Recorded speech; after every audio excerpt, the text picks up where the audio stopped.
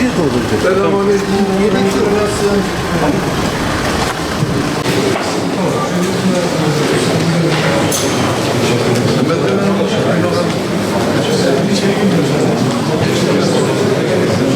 Bu kadim topraklar binlerce yıl farklı kimliklerin, kültürlerin, inançların bir arada yaşadığı, kardeşliğin en güzel örneklerinin sergilendiği coğrafya olmuştur.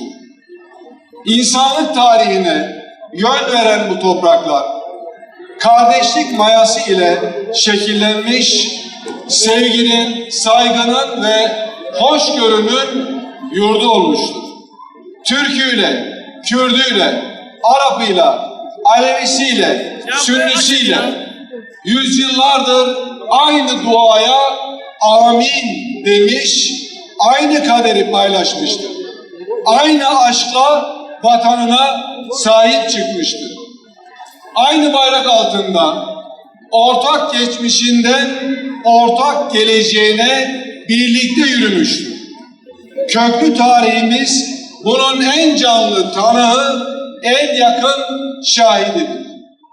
Biz Malazgirt'te Alparslan'ın ordusunda bir olmuşuz.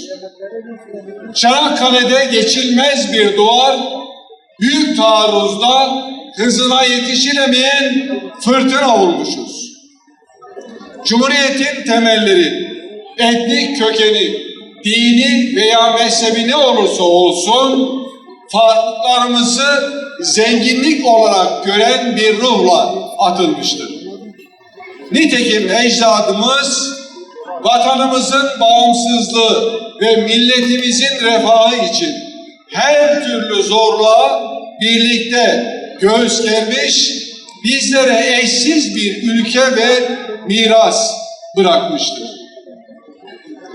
İşte bu yüzden tıpkı Sayın Cumhurbaşkanımızın da ifade ettikleri gibi Türkiye Cumhuriyeti, Türk, Kürt, Arap, Sünni, Alevi ayrımı olmadan 85 milyonun tamamının ortak yurdudur. Hepimizin ortak vatanıdır. Emperyalist güçler istedikleri kadar terörü maşa olarak kullanarak bizi birbirimizden ayrı düşürmeyi tezgahlasın. İstedikleri kadar kanlı elleriyle Türkiye'yi zayıflatmak istesinler. Ama galip gelen kardeşliğimiz oldu. Birliğimiz oldu, dirliğimiz oldu. Hamdolsun milletimizin başına musallat olan terör bir daha açılmamak üzere kapanıyor. Amacımız Sayın Cumhurbaşkanımız liderliğinde 40 yılı aşan bölücü terör girdabını ortadan kaldırmaktır. Terörsüz Türkiye hedefini gerçekleştirerek büyük ve güçlü Türkiye'yi bir beraber olarak inşa etmektir. Kıymetli kardeşlerim, bizim en büyük gücümüz kardeşliğimizdir. Bu toprakları bize vatan kılan cevher kardeşliğimizde saklıdır.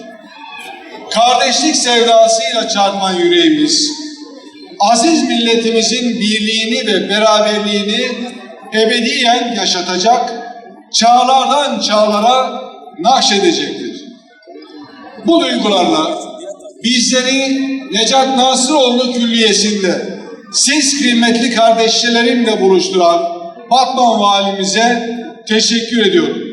Rabbim tuttuğunuz oruçları kabul eylesin niyazıyla sizleri bir kez daha sevgiyle, hürmetle selamlıyorum.